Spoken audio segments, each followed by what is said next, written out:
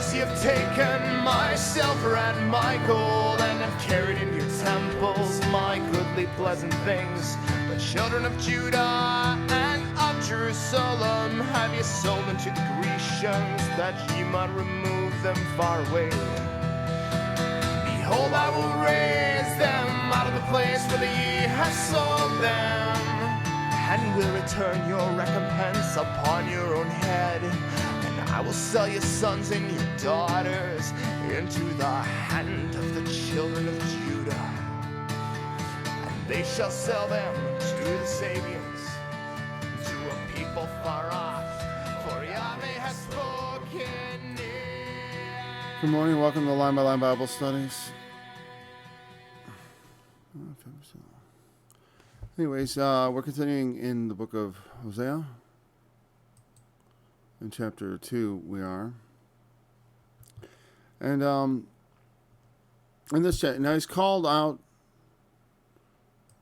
to symbolically to his children to speak to their mother.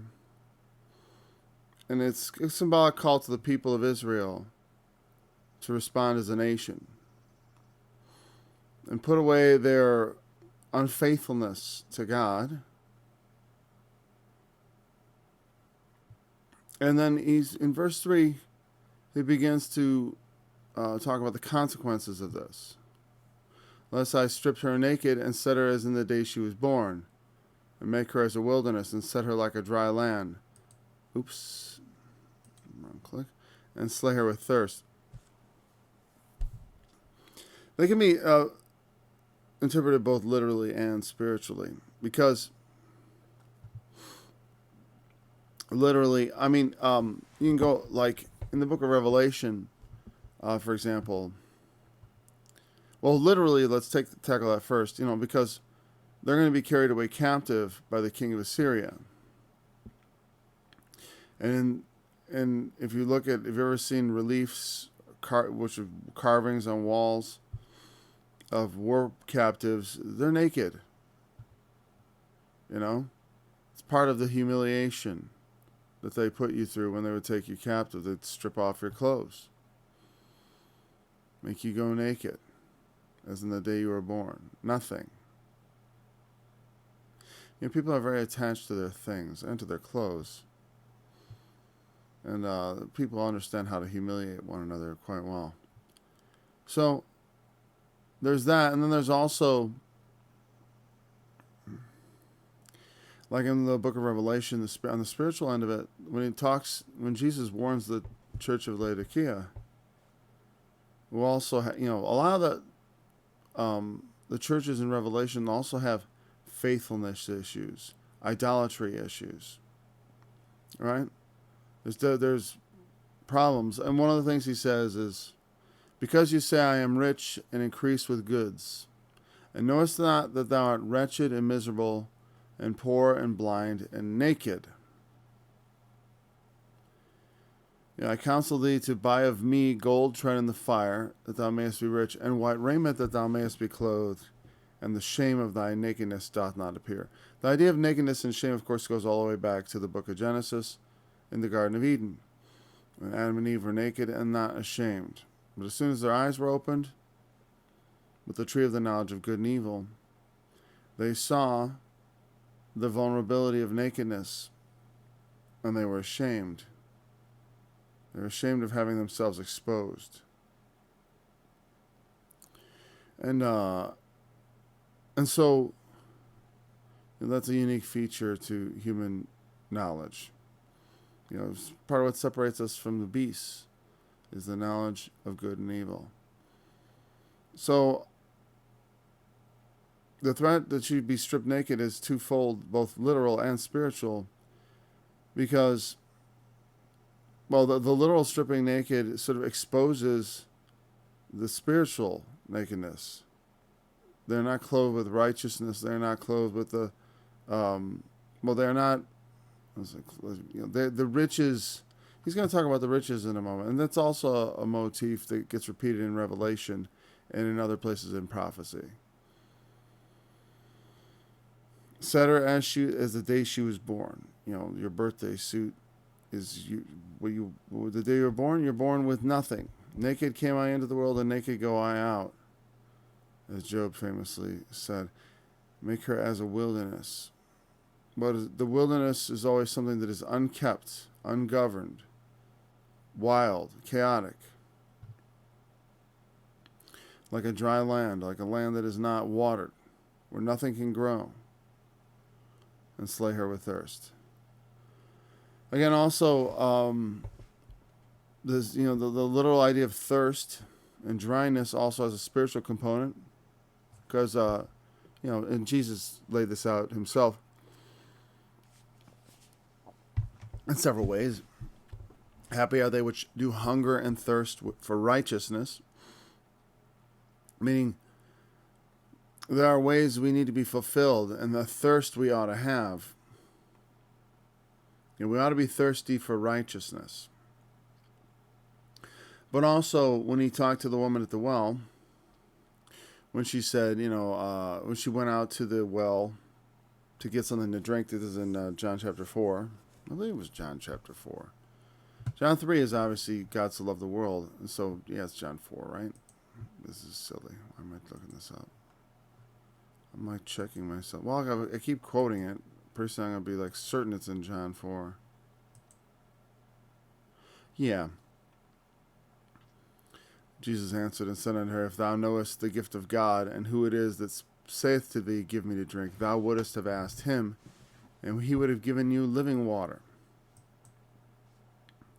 Water that would be in you, a well of water springing up into everlasting life, as he described it. So it's some other kind, water is the most necessary thing for life. Even scientists have recognized this. But we need to drink.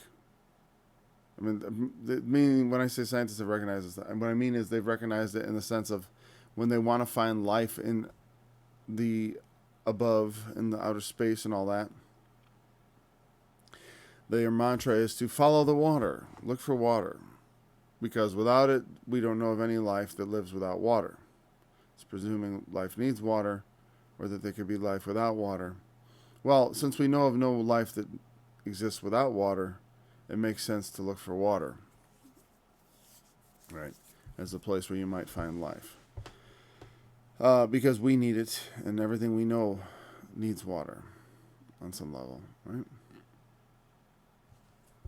So, water is a very close analogy with life. Life is water. We need to drink. We can go a long time without eating, right? We can go a long time without eating, but without drinking, we cannot go very long, right? We cannot. Just a few days and you will dry up with thirst and die. Whereas with eating, you can go a long time without eating, especially if you're overweight. There was a man in Scotland, I forgot his name, but he was hundreds of pounds overweight, and he went, it's a documented case, that he went over a year without eating. And other than losing a ton of weight, he suffered no ill effects, though he certainly drank water.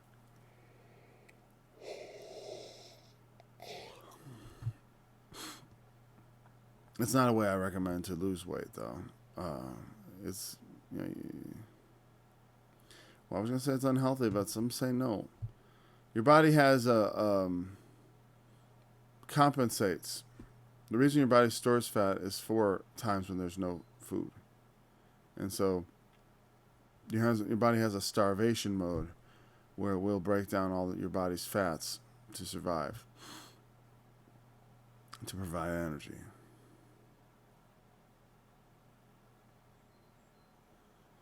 Yeah, for some reason I doubt he was doing intense daily workouts during that year, because I'm assuming that even though you can burn fat for energy, what about nutrients and minerals and stuff?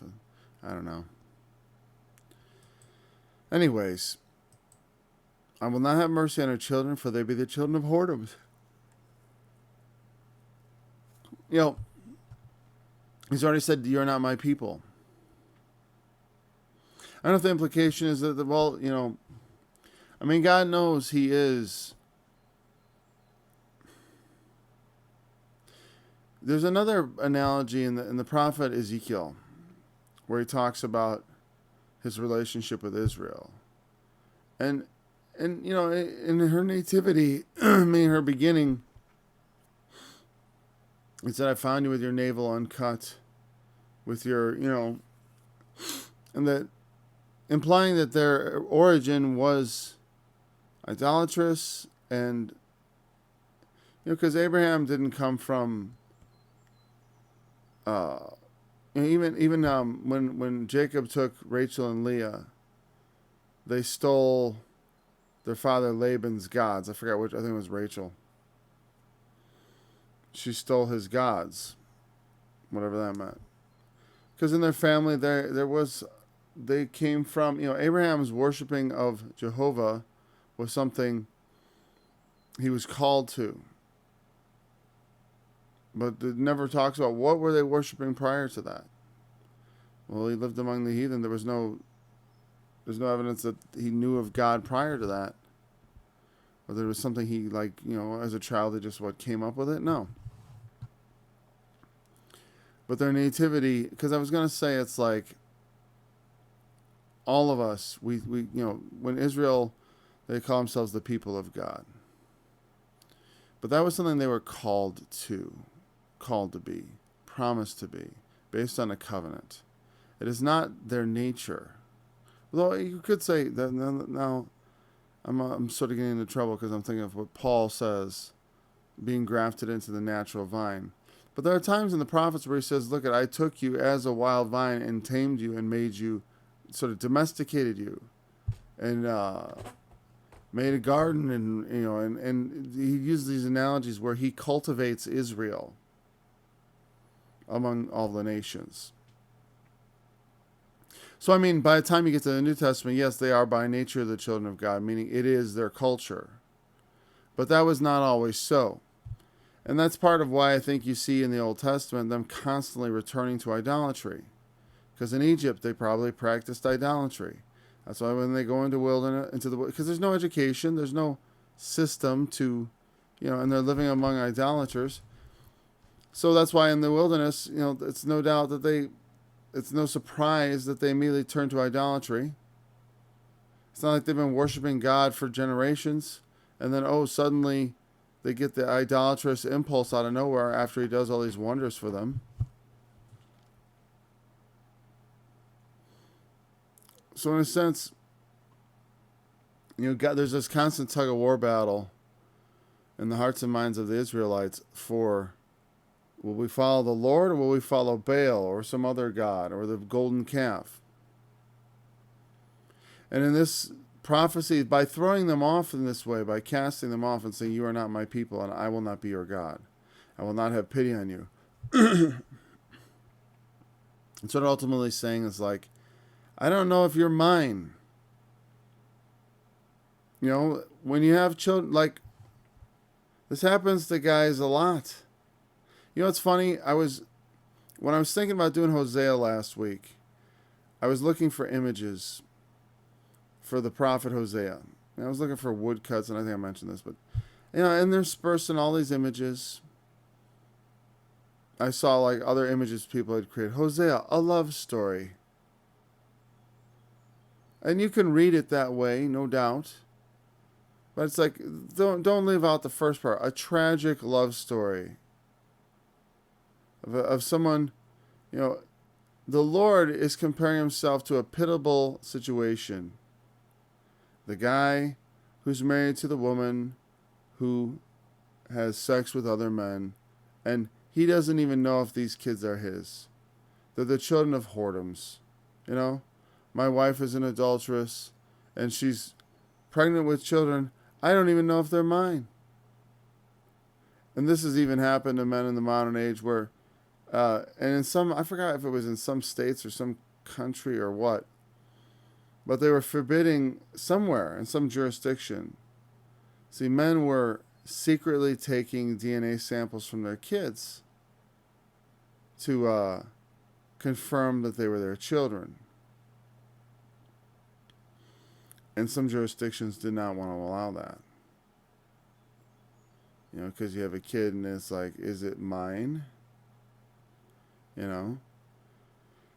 And when a wife is unfaithful, a guy can never be sure. It's not like the other way around, you know. At least a woman can know who the children of her fathers are. She has all the power in the world to make sure she knows exactly who fathers her children.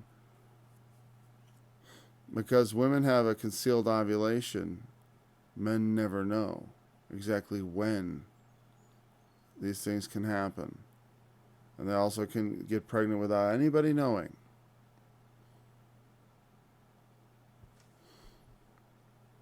And so finding all these things, all this unfaithfulness, it's no surprise. He suspects they are not my children, they're the children of whoredoms. For the mother hath played the harlot. She that conceived them hath done shamefully. For she said, I will go after my lovers, that give me my bread and my water, my wool and my flax, my oil and my drink. I will go after my lovers because my lovers give me all these good things.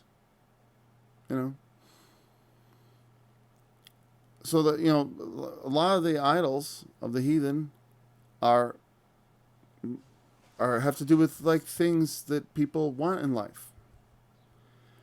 For example, among the Greeks, I remember that Hera, the mother, Hera, the wife of Zeus, she is the goddess of hearth and home, of motherhood and such, I believe.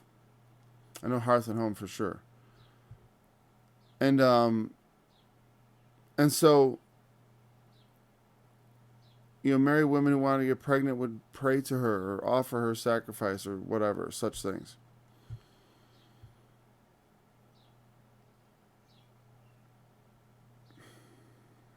And so, there were other gods also they would make, like when they were coming up out of the land of Egypt, when Aaron made the golden calf, he said, behold your gods which brought you up out of the land of Egypt.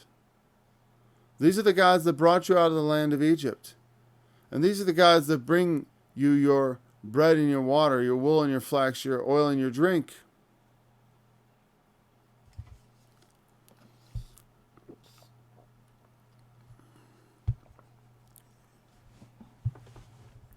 And so they credit their idols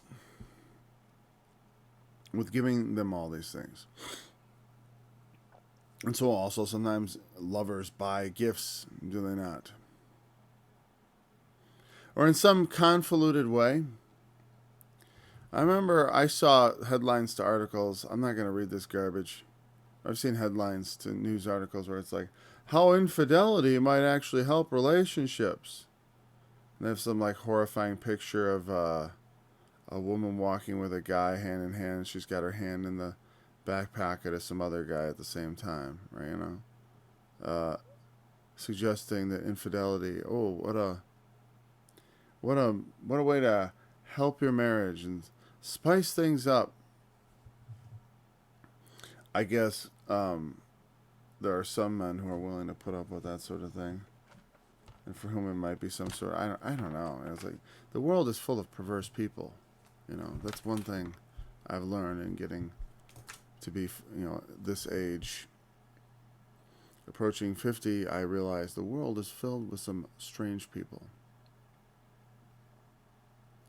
But normal men would find a great objection to that. Would object quite strenuously. But it's easy in the malformed mind of the perverse to think, oh, everything in my life is going good because of my adultery, because of my many lovers. They give me gifts. They do this for me. They do that for me. And later on he says, I almost want to skip there. Let's skip verse 7 for a second, okay? Let's go right to verse 8. For she did not know that I gave her corn and wine and oil, and multiplied her silver and gold, which she prepared for Baal. Which she didn't recognize I was the one providing for her. I was providing for her. As her lovers did things for her, But the platform from which she committed all these things was my platform. The life that I built for her was the life upon which she built her perversions. You know what I mean? She had a safe place to eat and drink, and she was well taken care of in my home. And then she took that, my wealth, and went after others. Yeah, I remember having an acquaintance of mine tell me, he's thrown out of his house. And now in the house that he bought, that he's been paying for years, his wife is sleeping with another man in the presence of his children. I've seen that, not just with acquaintances, And I don't know. Sometimes when I see guys go back to that, they go back to the house that they're paying often, child support, alimony. Because the funny thing is, sometimes even if a guy finds out that they aren't his kids, because he's been supporting them, he's required to pay for them anyways. Isn't that wonderful? Our legal system. Because God forbid they should be destitute. God forbid there should be a consequence for doing so, for such betrayal. All right, let's go back to verse 7. And she shall follow after her lovers, but she shall not... I think I skipped another verse. Is it verse 6? Yeah, verse 6. I skipped 2 verses. Okay.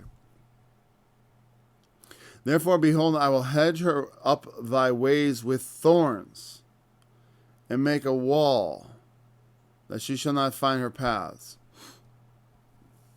The idea of briars and thorns are another... It's a very common symbolic unit used at different places for different things. Like Jesus talked about in the parable of sower, that there was a seed sown among thorns, and the thorns rose and choked the word. But in this context, it means something different. It means more like, you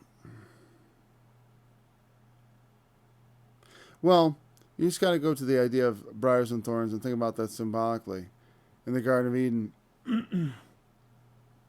when the Lord cast them out of Eden, he said to Adam, one of his curses was that the ground would bring forth thorns and thistles. And thorns and thistles were, and are, major inconveniences. They're the things they're the element of nature that works against us, right? They're against us in two fashions. One, it takes up ground that we could otherwise use for planting good things. And two, they're not just not good. They're not just, it's the one thing, it's not just a flower, which you could say, well, pretty but useless. Like something ornamental, something decorative, or something a weed. But an actual irritant, an annoyance, something that actually has a negative consequence. You can prick your finger. And Jesus himself wore the crown of thorns. There's a lot of different symbology. I think about Isaiah chapter 5, where he sings the song to his beloved, and about the vineyard. My well-beloved had a vineyard in a very fruitful hill. And he planted it and gathered it with the choicest vine. And gathered out the stones thereof, and also made a winepress therein. He put a wall around it. But when he talks about breaking it down, giving it over to thorns and thistles. Giving things over to the thorns and thistles is a lot like making like a wilderness. It's the loss of order. It's the loss of... it means, bringing about chaos. Because thorns and thistles are agents of chaos. You don't plant them. They just come up. Seemingly from nowhere, right? They just invade. Like, if you don't continually cultivate a garden, it will soon be taken over by weeds. In fact, I even have a portion of a garden I let get taken over by thorns, because the thorns happen to be raspberries, which I wanted. But I mean, there are other kinds of thorns that are a lot less appetizing. And the nature of thorny plants is aggressive. And they have thorns to protect themselves. The nature of chaos is also aggressive. The nature of disorder is aggressive. In fact, we have a law in physics called entropy, which dictates that things will go from order to chaos. They always proceed in that way. Chaos slowly takes over. Ordered systems become disordered.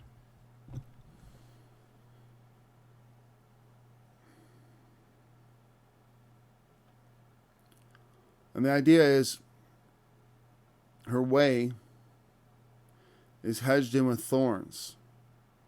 That means that the chaotic elements of life are keeping her on a path and not allowing her to choose her way forward. This can sometimes feel, I mean, I've felt this in life. I don't know that this is precise. I mean, this is, what he talks about is much more extreme, but I understand the idea of feeling like everywhere you turn is no good option. Or feeling funneled down one particular road. As with a wall also, like a maze, like being trapped in a maze or in a closed-in space where it's like, I only have one direction I can go. Which means no options. So I can't find my paths mean the way I want to go. There's another, the way I want to go is hedged in with thorns. So there's only one way to go. And it's not the way I would go. As far as the Israelites, into captivity. You know what I mean? When the Lord Jesus spoke to Peter, he said, when you were young, you went where you wanted to go. You went where thou wouldest. I forgot the exact wording. He basically says, when you were young, you went about wherever you wanted to go. You did what you wanted to do. And you went where you wanted. You guided yourself in your life. And then he says, when you're old, others will lead you where you would not. And it says there that he spoke thus of the death that he would glorify God. I mean, because it's like, if others are leading you where you don't want to go, that could be to your death. And that's what Jesus meant there. And that's what this is about. There you will be led of others where you do not wish to go. You're not going to find your paths. You're not going to be your own pathfinder. Horrible things are going to wall you in. Painful things are going to hedge you about and guide you on a path you would not take voluntarily. She shall follow after her lovers, but shall not overtake them. All her ways are covered by thorns and walls. She wants to find her lovers. Oh, lovers, save me now. She shall seek them, but shall not find them. Then shall she say, I will go and return to my first husband, for then it was better for me. Oh, yes, then now. I will go back to my first husband. It was better for me. A love story.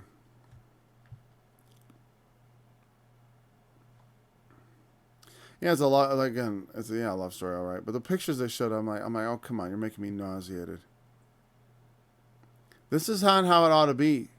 That's why in Christianity we don't have this we're an unfaithful wife analogy. It's not it's part of the failure of the old covenant.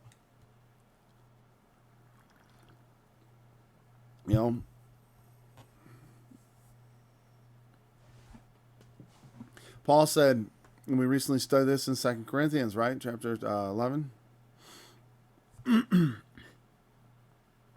I have espoused you to one husband, that I may present you as a chaste virgin to Christ. We ought not be running, one of the things, I've often pointed out that, people think, oh, the New Testament, now it's just, compared to the Old Testament, God was all this wrath, and there's this, all these laws. And in the New Testament, there's no rules, and you can just sin as much as you want, and God forgives you. It's just so not true. It's not true, not true at all. In the Old Testament, Israel was an unfaithful wife that God took back. In the New Testament, he's like, yeah, Jesus drops not so subtle hints and analogies. Yeah, and whoever shall put away his wife, saving for the cause of fornication. The entire New Testament is based on one thing, right? What is the whole Christian idea? I almost said the word. The whole Christian faith based on. Oh, it's based on faith. Faith is the one thing they didn't have. Right? Well, not the one thing. I mean, it's the big. It's one huge thing. This is a story of faithlessness. She was faithless. And then, now she's in trouble. Now she's, men don't treat whores well. Surprise, surprise. That's a earth-shattering bit of truth. Men don't, why didn't he call? Women that take their pants off so readily are not often treated well. Except by the guys who like, oh, she likes me and she's going to be great and she's going to be my wife. Though she be a daughter of whoredom.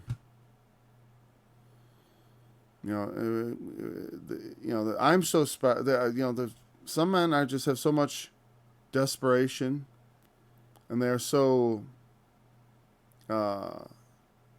immediately as soon as a woman pays attention to them, they're immediately enchanted and ensnared. I said, not realizing what a bad decision it could be. But she sees how much better it was. It's like, yeah, it was boring. It was boring with my husband, but it was safe, and I didn't lack anything. He was a good provider. That's what they use to, excuse adultery on the part of women. They say, well, I mean, men, they have an excuse for it too, believe me. And men are can be just as, certainly just as unfaithful. But it's different. Why is it universally certainly among men, we regard it as much worse when women are unfaithful? Because that they produce children that are not ours, and then we're expected. It's like, would I bring in a child? It's like, unless by agreement through some sort of, like, you're a divorced couple and you have children, and you know what I'm saying? But, like, you get married and you have this expectation that you're going to have children together. You're going to provide for her so she can have a safe place to have children. You're going to, and this is generally the way throughout history it's been. Nowadays, women, there's the lover that has come in and supplanted the man is the state. Now the women have the states to rely upon. So, in fact, this is, for the most part, in America, our welfare state is a massive transfer of wealth from men to women. This is true. The biggest beneficiaries are single moms, and the biggest taxpayers are men without children. And what they do is the state they'll provide them housing, food, all kinds of resources. Especially if there's a husband, good luck. You won't get welfare. You don't get housing. There's a lot of things you can't get if you have a husband. You're fine. He'll take care of you. But if you ever want to get rid of him, we'll be your lover. Saith the state. And that's a major. It's not just, a lot of times people point to the divorce laws as meaning the no-fault divorce is what made so many divorces. But what really enabled it was the fact that we created such a safety net that it became very easy to walk away from men because their support was no longer necessary. Because they could just plug into the state, which is basically plugging into thousands and thousands of men. And it's not equivalent. And I'm not saying that people shouldn't utilize the system by any means. You know, there's a lot of good reasons to have it there. But I'm just saying that women have to love righteousness in order to really, you know what I mean? Like, because otherwise, why not just have children without a husband? You can do it. And they encourage them to do it. Okay, let's do it, you know. There's all kinds of help and assistance. You don't need no man. Even though, you know, totally relying on men. It totally relies on men's tax-paying contributions. Is what it does. But so this verse may not apply very well today. I will go back to my husband because it was better for me then. Now I don't have anything anymore. Oh no. You don't need to go back to your first husband to get your corn and wine and oil. No, you can have that without it now. The motivation to return and all that.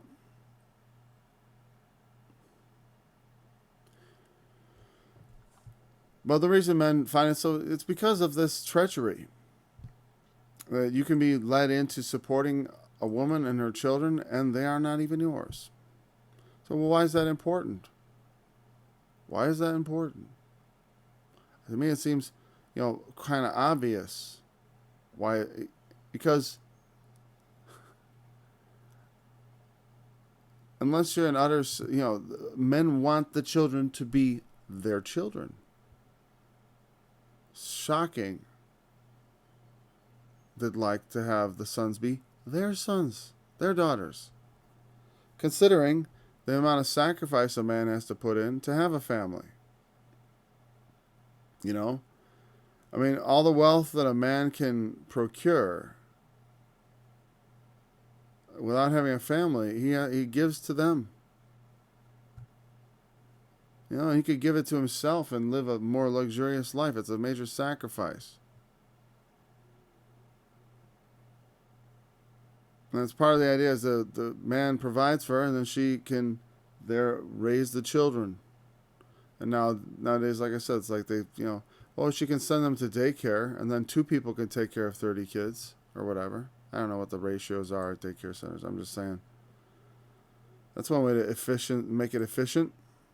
It's one way to efficiently raise a bunch of horrible children.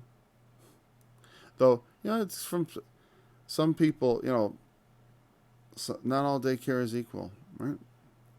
But the problem is most of it is not equal to what present parents could do. Some parents are so bad that actually, I suppose it's an improvement. She did not know that I gave her, yeah, she sees, oh, it was better, I'll go back. Yeah, I gave her that. So, you know, in the analogy, the people of Israel, they're like, oh, when we were with Jehovah, it was the best. So maybe we should go back to Jehovah. And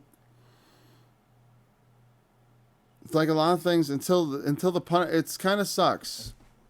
A lot of things in life suck on this level that until you experience pain, you often don't know.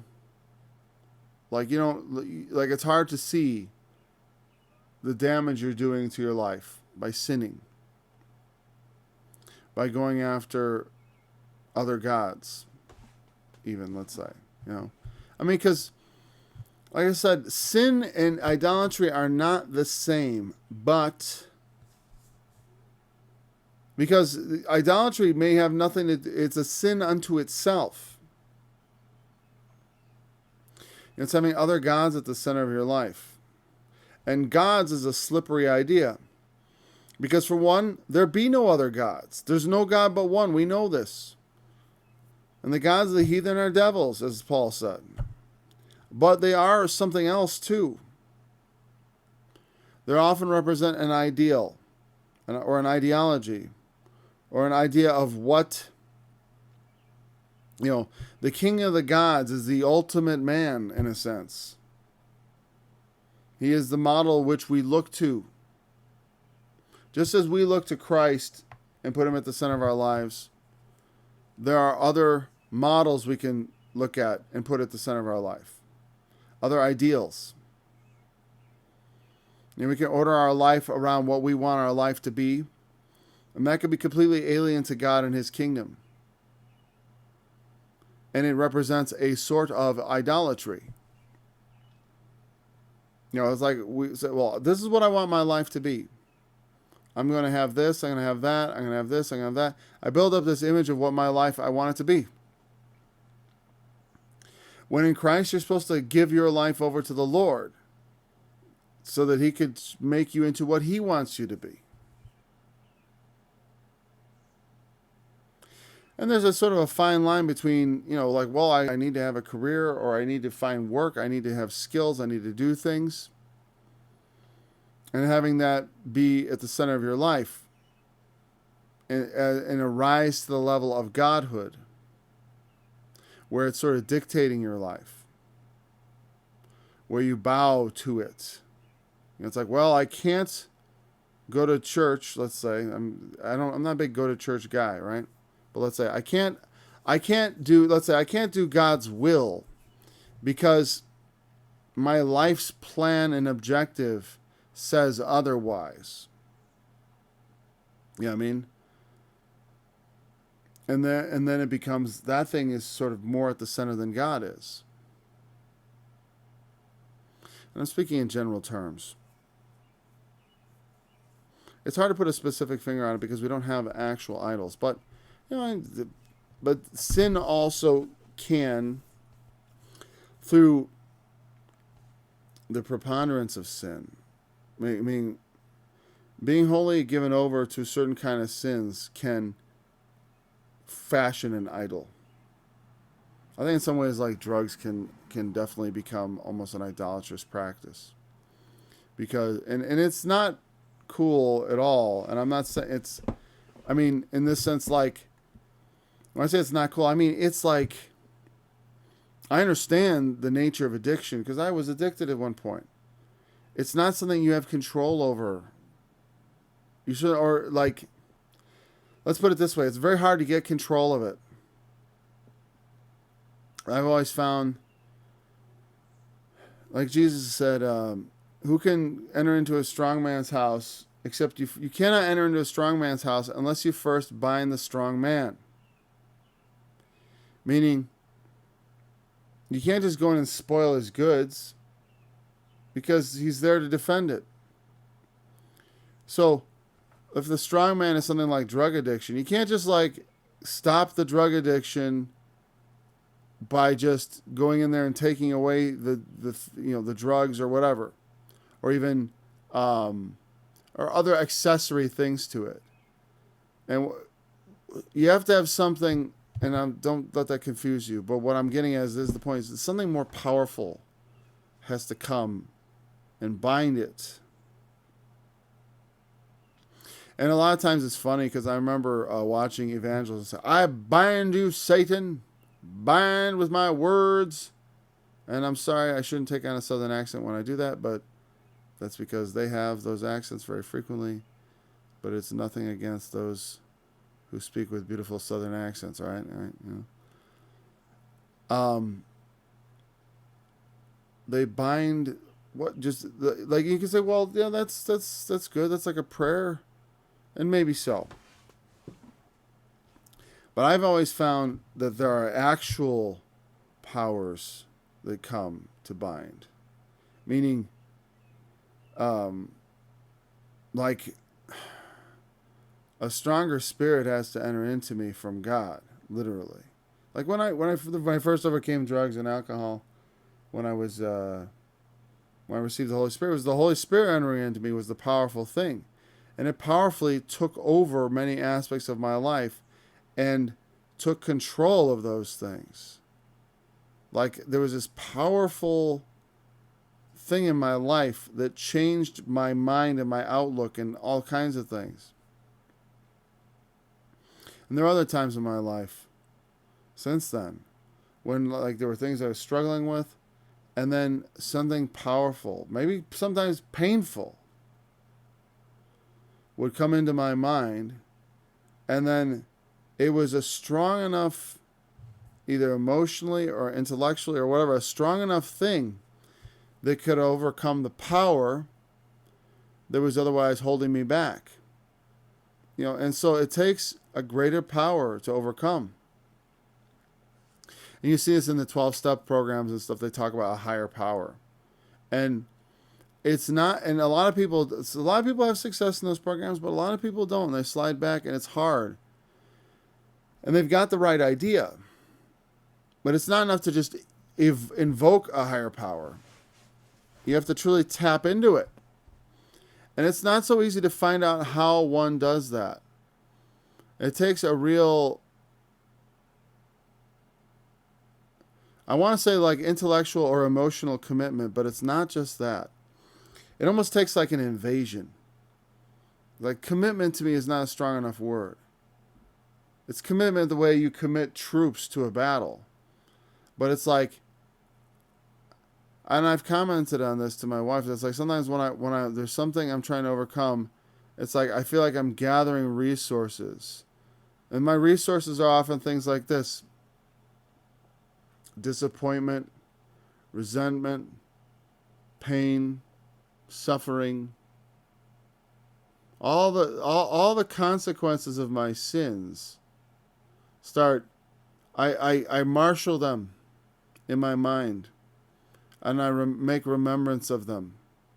I bring them to my mind and remember them.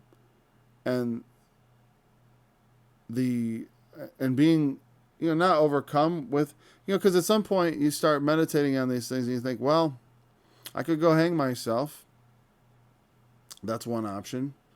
But then, that would be as big a failure as anything that's happened in the past. It's not really a good option. I mean, what I'm saying is, like, you can go quit. You just quit on. I could just let all this stuff overcome me. Or I could let it. Or I could do the only other option, which is go forward and have the Lord help me. Find help with the Lord. And the greater, and the way, sometimes we ask for the Lord's help, but we're not earnest. We're just asking because we think that's what we're supposed to do. Like, oh, I've sinned, forgive me, help me overcome this sin, blah, blah, blah. Right? And maybe that's not your attitude. Maybe I genuinely feel bad, right?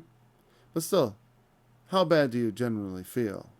I mean, genuinely feel. How genuinely bad do you feel about your sins? Is it working anything? Because the godly sorrow works repentance. It has a work. We can just sorrow or feign it, which is the worst. I just feign sorrow. I sorrow because that's what I'm supposed to do. Or I could use the sorrow that just destroys, which is no use to anything. I'm eat worms. I'm garbage. I could just pound myself down into the ground until there's nothing left. That's another kind of sorrow.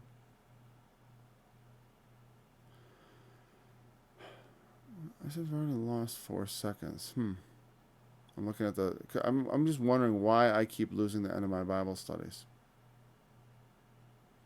So I don't know what that's about. But I keep having to re-upload them. That's why you'll see during the day if you're subscribed, it's uploaded again.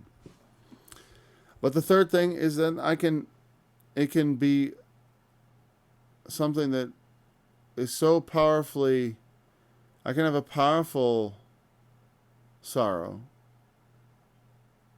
that is so powerful that it moves me, that it works repentance with the assistance of the Spirit. Because God assists us in this, I think, because it's ultimately what's moving us in the right direction. She had nowhere to go. You know what I mean? It's like you get to the point where you have nowhere to go, and it's like, yes, it's I'm looking at two options. I can go back to the Lord, or I can go forward to captivity and death. Difficult choice.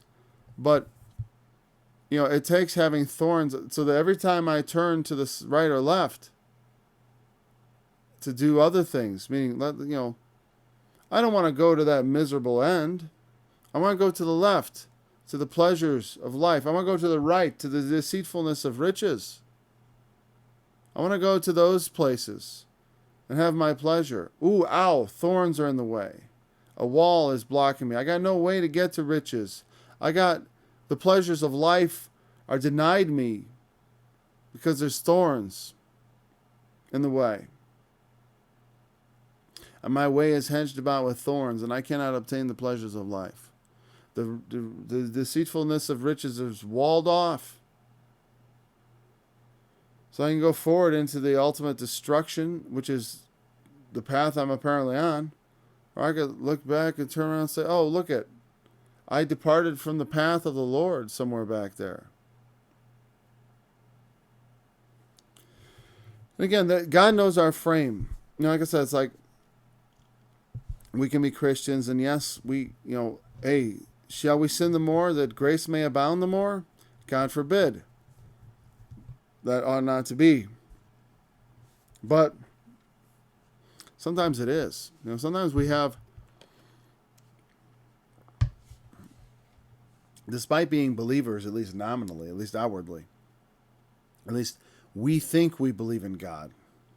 It was interesting. I'm thinking about even making a video about this, which is, this may seem off topic, but I think it's an important thing because there are two minds here, right? The mind that wants to go forward, the mind that wants to not so much go forward to the destruction that our path takes us to, but would rather go to the right hand or to the left, where the thorns and thistles are. Which, again, this does go well with the parable of the sower, because it's sown among thorns was the deceitfulness of riches, the pleasures of life. And that's what the adulterous woman is looking after. Oh, maybe this lover, he's more wealthy than my husband. Or he can provide more. Or he excites me more. He pleases me more. My husband is so boring. There was an experiment done. Not an experiment. It was a real life experiment. Meaning this wasn't done as an experiment. At some point it was probably. Before the advent of powerful drugs that could control epileptic seizures, there was a procedure developed where they would run a scalpel down the middle of your brain and separate the two halves of your brain. And it was seen to help epilepsy. But it also revealed something interesting about the brain. That the right brain was responsible for language. We've known this for a while. But when they had separated brains, when the two hemispheres were separated, they could do an interesting phenomenon. They could cover up the right eye. That means that only the left eye was seeing, which is usually connected to the right brain, the left eye and the right brain. I almost forgot, honestly. I'm like confused. I'm like, which part? It's the left brain that is the analytical, and the right brain. Okay, I got confused. All right, the left half of your brain is whatever. Let's just say, I can't remember now. I'm like thrown off. I'm like, what was it? Your left brain? I think it was your left brain. Is responsible for language. Whatever. What they could do is one eye. Let me put it this way, just to simplify it. One eye, what they found is that because each eye independently is wired to the opposite hemisphere of the brain, they could cover up one of their eyes and show them things.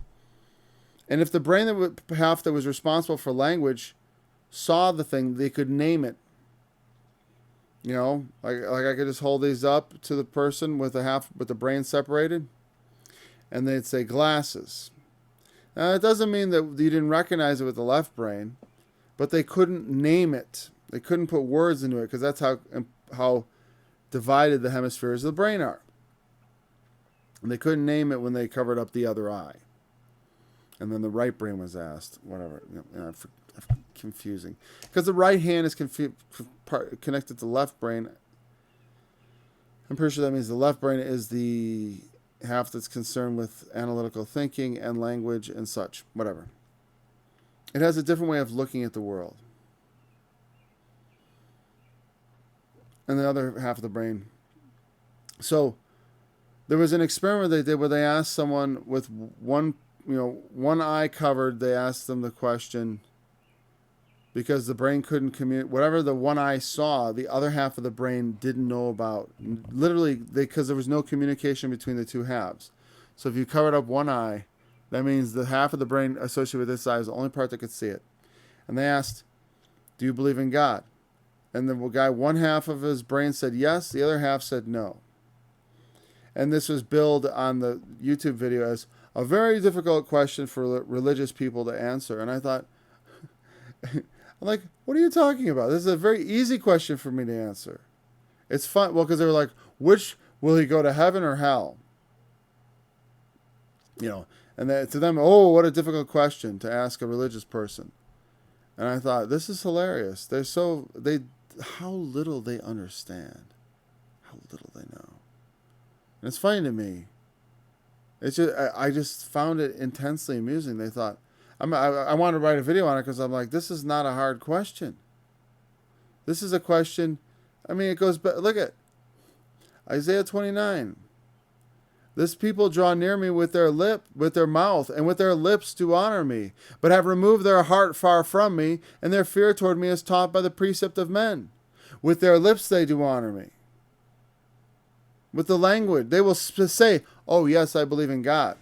What you were seeing is what was in the guy's heart. Do I believe in God? No, not really.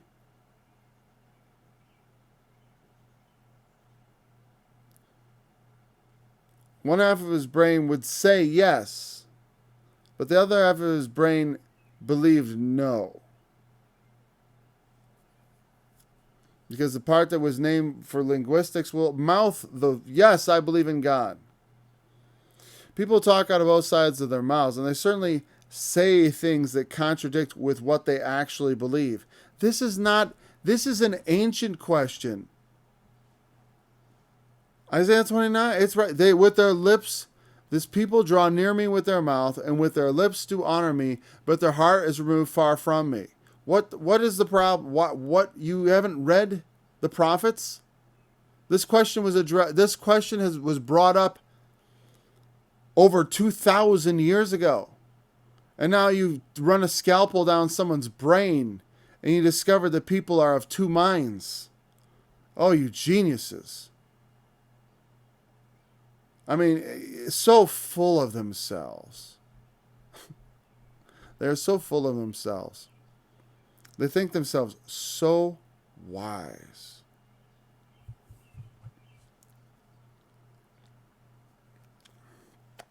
Boy, as I'm looking, I'm like, this little light is red the whole time. I don't know what's with my stream. But, the thing is that my internet bill gets paid just fine. So I don't know why I'm getting such a bad stream all the time. So I'm going to have to find out. Well, if this stream is bad, I apologize, but I'm going to re-upload it.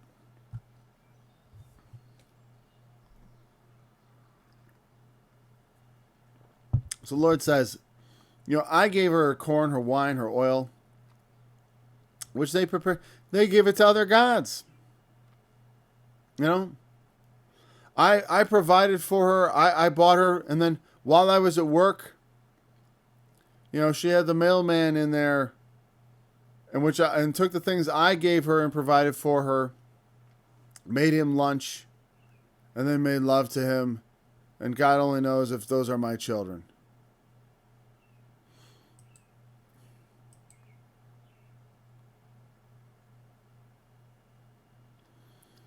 Therefore will I return, and take away my corn in the time thereof, and my wine in the season thereof, and will cover my wool and my flax, given to cover her nakedness.